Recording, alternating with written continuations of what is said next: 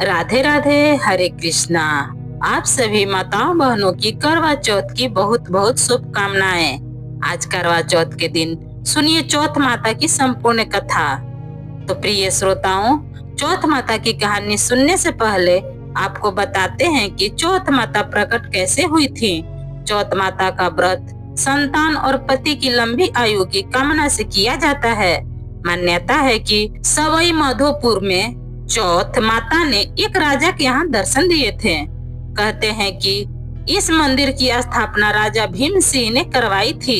लोक मान्यता है कि देवी चौथ माता ने स्वप्न में राजा भीम सिंह चौहान को दर्शन देकर यहाँ अपना मंदिर बनवाने का आदेश दिया था।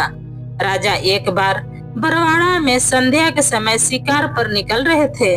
तभी उनकी पत्नी रत्नावली ने उन्हें टोका, लेकिन भीमसेन ने यह कहकर उनकी बात को टाल दिया कि चौहान एक बार सवार होने के बाद शिकार करके ही नीचे उतरते हैं। इस तरह अपनी रानी की बात को अनसुना करके राजा भीम सिंह अपने कुछ सैनिकों के साथ घनघोर जंगल की तरफ चल गए।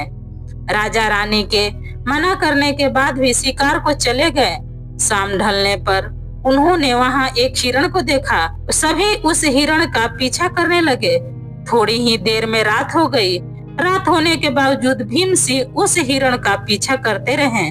धीरे धीरे वह हिरण भीम सिंह के नजरों से ओझल हो गया और तब तक राजा के साथ सैनिक भी रास्ता भटक चुके थे। राजा अब सैनिकों से बिछड़ चुका था। अकेले वह राजा विचलित हो गया। अब उसे भटकते भटकते बहुत जोरों से भूख और प्यास लगने लगी। प्यास के मारे उसका गला सूखने लगा। उसने इधर उधर पानी की तलाश की, लेकिन पीने को पानी नहीं मिला, जिससे वह प्यास से मूर्छित होकर जंगल में ही गिर पड़े। तब मूर्छित अवस्था में भीम सिंह को पचला तलहटी में चौथ माता की प्रतिमा दिखने लगी। कुछ देर के बाद उन्होंने देखा कि भयंकर बारिश होने लगी और बिजली कड़कड़ाने लगी। मूर्छा टूटने पर राजा को अपने चारों तरफ पानी ही पानी नजर आया। घनघोर जंगल में कोई भी नहीं था। तभी एक चमत्कार हुआ कि वहां पर पानी आ गया। राजा ने पहले पानी पिया, फिर वही अंधकार भरी रात में एक दिव्य और कांतिमान बालिका पर उसकी नजर पड़ी। वह कन्या उस समय खेल रही थी। राजा ने उस कन्या को इस भीषण वन में देखा तो पूछा कि बालिके, तुम इस जंगल में अकेली क्या कर रही हो? तुम्हारे माँ बाप कहाँ पर हैं? कन्या ने तोतली वाणी में कहा, हे राजन, तुम यह बताओ कि तुम्हारी प्यास बुझी या नहीं। ऐसा कहकर वह कन्या अपने असली देवी रूप में आ गई। तब राजा उनके चरणों में गिर पड़ा और कहने लगा, हे आदिशक्ति महामाया, मुझे आपसे कुछ नहीं चाहिए। अगर आप मुझ पर प्रसन्न हैं तो हमारे प्रांत में ही हमेशा निवास करें। तथा अस्तु कहकर यह देवी अदृश्य हो गई।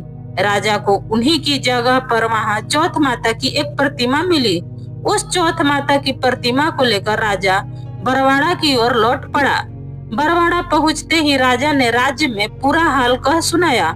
तब पुरोहितों की सलाह पर संवत 1411 में बरवाड़ा की पहाड़ी की चोटी पर माघ कृष्ण चतुर्दशी को विधि विधान से उस प्रतिमा को मंदिर में स्थापित कराया गया। ऐसा कहा जाता है कि तभी से आज तक इसी दिन यहाँ चौथ माता का मेला लगता है। संकटी चतुर्थी हो या करवा चौथ का व्रत हो, लोग भारी संख्या में यहाँ पर मंदिर में दर्शन करने के लिए आते हैं और भक्तों को चौथ माता पर पूरा विश्वास होता है। कहा जाता है कि यह मंदिर विशेष तौर पर विवाहित जोड़ों के लिए है। सुहागिन स्त्रियों करवा चौथ के त्योहार के अवसर पर यहाँ अपने सुहाग की रक्षा के लिए प्रार्थना करती हैं। ऐसी मान्यता है कि चौथ माता देवी गौरी का ही एक रूप है और इनकी पूजा करने से अखंड सौभाग्य का वरदान तो मिलता ही है, साथ ही दाम्पत्य जीवन में भी सुखद बढ़ता है और परिवार के सभी सदस्य भी सुखी और निरोग रहते हैं। संतान की उम्र लंबी होती है और चौथ माता की कृपा से परिवार में कभी कोई विपत्ति नहीं आती। अब सुनिए चौथ माता की एक कथा। प्राचीन कथा के अनुसार एक बार एक सेठ सेठानी थे। उनके एक बेटा और बहू भी थे। बहू सबको भोजन कराकर फिर स्वयं भोजन करा करती थी। उनकी एक पड़ोसन ऐसी भी थी जो रोज बहू से पूछती, बहू आज क्या बनाया खाया है? बहू कहती, ठंड बासी। एक दिन उसके पति ने ऐसा सुनकर विचार किया, आज तो पकवान बनाए जाए। फिर देखते हैं मेरी पत्नी क्या कहती है। उसने तरह तरह के पकवान बनवाए और घर के सभी लोग एक साथ बैठकर भोजन किया। आज भी पड़ोसन ने पूछा तो बहू ने वही कहा, ठंडो बासी। सेठ के लड़के ने सोचा, ओ ना हो, कोई बात जरूर है, किस कारण मेरी पत्नी ऐसा कहती है। फिर उसने अपनी पत्नी से पूछा, तुम रोज ठंडो बासी खाया ऐसा क्यों कहती हो, जबकि हम सब ने तो एक साथ बैठकर कई तरह के पकवान खाए थे। तब उसकी पत्नी बोली, हम सब जो खा रहे हैं वह हमारे बाप दादा की कमाई है। जिस दिन आप कमा कर लाओगे उस दिन मैं समझूंगी कि हम ताजा भोजन कर रहे हैं। सेठ के लड़के ने इस बात पर खूब विचार किया। फिर एक दिन अपनी माँ से बोला, माँ, एक बड़े शहर में पैसा कमाने जा रहा हूँ। माँ बोली, बेटा, हमारे पास तो इतना सारा धन है कि खाए नहीं खाया जाएगा। माँ के मना करने पर भी बेटे ने खुद कमाने का निश्चय कर लिया था और जाते समय अपनी पत्नी से बोला कि मैं जब तक कमा कर बहुत सारा धन लेकर वापस न लौटूंगा, तुम चूल्हे की आग मत बुझने देना। और एक दिन चूल्हे की आग बुझ गई। तब वह मन ही मन घबराने लगी, कहीं मेरे पति कोई संकट में तो नहीं आ पड़ा है। जल्दी से पड़ोसन में से आग लाकर चूल्हे में रख दूं। ऐसा सोचकर वो पड़ोसन के पास गई। वहाँ पड़ोसन चौथ माता का व्रत पूजन कर रही थी। पड़ोसन ने कहा, बहन, थोड़ी देर में आग ले जाना। बहू ने पड़ोसन से पूछा कि आप यह व्रत क्यों करती हो, इससे क्या मिलता है। पड़ोसन बोली, चौथ माता के इस व्रत को करने से अन्न धन मिलते हैं और आपकी मनोकामना पूरी होती है। अब बहू भी चौथ माता का व्रत करने लगी। दीवार पर चौथ माता की उस दिन घी गुड़ का चूरमा बनाकर रात को चंद्रमा को अर्घ देकर भोजन करती। ऐसा करते करते उसे बहुत दिन बीत गए। उधर चौथ माता ने बहू के पति को सपने में दर्शन दिए कि साहूकार के बेटे, तू जाग रहा है कि सो रहा है, तेरी पत्नी तुझे बहुत याद कर रही है। जा घर जा और उसकी चिंता मिटा। तू दुकान खोलकर कंकु केसर का पलंगिया बनाकर बैठ जाना। आज तेरा सारा हिसाब किताब हो जाएगा। अब तो चौथ माता ने जैसा कहा था वैसा ही हुआ। उसने घर जाने की तैयारी की और गाड़ी भर धन दौलत लेकर चल पड़ा। रास्ते में एक बड़ा सा काला नाग फन फैलाए बैठा गया और बोला, आज तो मैं तुझे डसूंगा, छोड़ूंगा नहीं, तेरी उम्र पूरी हो गई है। सेठ का लड़का बोला, आज चौथ माता ने मुझे सपना दिया है तो मैं अपनी पत्नी से मिलने घर जा रहा हूँ। वहाँ मेरी पत्नी इंतजार कर रही है मेरा, बहुत चिंता कर रही होगी।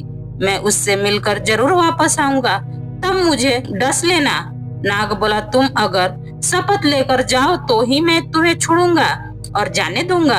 अगर तुम लौट कर नहीं आए तो मैं तुम्हारे घर पर आकर भी तुम्हें डस लूंगा। इस प्रकार साहूकार का वह बेटा सांप को वचन देकर अपने घर पहुंच गया। वहां सभी से हंसी खुशी से मिला और भोजन करके फिर एक कोने में उदास होकर बैठ गया। उसकी पत्नी ने उदासी का कारण पूछा तो पति ने काले नाग की सारी बातें बताई। कहा, अगर मैं उसके पास नहीं जाऊंगा तो वह घर आकर ही मुझे डस लेगा। पत्नी बहुत चतुर थी, बोली, आप घबराओ नहीं, लेट जाओ, मैं एक उपाय करती हूँ। पत्नी ने कमरे की 7 पैड़ी धोई। पहली पौड़ी पर रेत, दूसरी पर इत्र और तीसरी पर गुलाल फूल, चौथी पर कुंकेसर और 5वीं पर लड्डू पेड़ा, 6वीं पर गादी गलीचा और 7वीं पैड़ी पर दूध से भरकर कटोरा रख दिया। इस प्रकार वो 7 ही पैड़ी सजाकर बैठ गई। आधी रात होते ही वह नाग आकर पैड़ी चढ़ने लगा। पहली पैड़ी पर रेत और लौट गया और कहने लगा, सेठ की बहू ने आराम तो बहुत दिया, लेकिन क्या करूं, वचन से बंध कर यहाँ आया हूँ, इसलिए डसूंगा तो मैं जरूर। इस प्रकार 7 ही पेड़िया वह नाग आराम करता हुआ कहता ही डसूंगा जरूर कमरे में जाने ही वाला था कि चौथ माता ने विचार किया कि अगर मैं इसे नहीं बचाऊं तो संसार में धर्म, कर्म और पूजा व्रत फिर कौन मानेगा। अब तो गणेश जी, चंद्रमा जी और चौथ माता ने साहूकार के बेटे को बचाने का विचार किया। चंद्रमा जी ने उजाला कर दिया, चौथ माता ढाल बन गई और गणेश जी ने तलवार लेकर नाग को मार दिया और ढाल से ढक दिया। बहू भी थकी हारी सो गई। दिन हुआ तो लोग बेटे से मिलने आए, परंतु बेटा बहू तो उठे ही नहीं थे। बहुत देर हो गई तो माँ उन्हें उठाने के लिए गई। बेटे बहू को आवाज लगाई। बेटा बहू उठे तो देखा कि एक ढाल तलवार वहाँ पड़ी है और ढाल उठाई तो वहाँ वही काला नाग मरा हुआ पड़ा है। बेटा बहू ने सोचा कि आज तो धर्म कर्म ही आड़े आ गए हैं। आज भगवान श्री गणेश और चौथ माता ने हमारी रक्षा की है। हे चौथ माता, आपने जैसे सेठ और बेटे बहू की रक्षा की वैसे सबकी रक्षा करना। जो कथा कह रहा है उसकी रक्षा करना और जो कथा सुन रहा है उसकी रक्षा करना। तो प्रेम से बोलिए चौथ माता की जय। ये मेरा वीडियो बस यहीं तक का था। कैसा लगा आपको मेरा वीडियो ये बताने के लिए कमेंट्स बॉक्स में जरूर कमेंट करिएगा। अगर आपको मेरा वीडियो पसंद आता है तो प्लीज आप मेरे वीडियो को एक लाइक कर दीजिएगा। चैनल पर पहली बार आए तो चैनल को पक्का सब्सक्राइब कर दीजिएगा, क्योंकि दोस्तों आपका एक लाइक हमें बहुत हिम्मत और प्रेरणा देती है आगे की वीडियो बनाने के लिए। फिर मिलती हूँ एक नए वीडियो के साथ। तब तक जहाँ भी रहिए खूब खुश रहिए, स्वस्थ रहिए। धन्यवाद।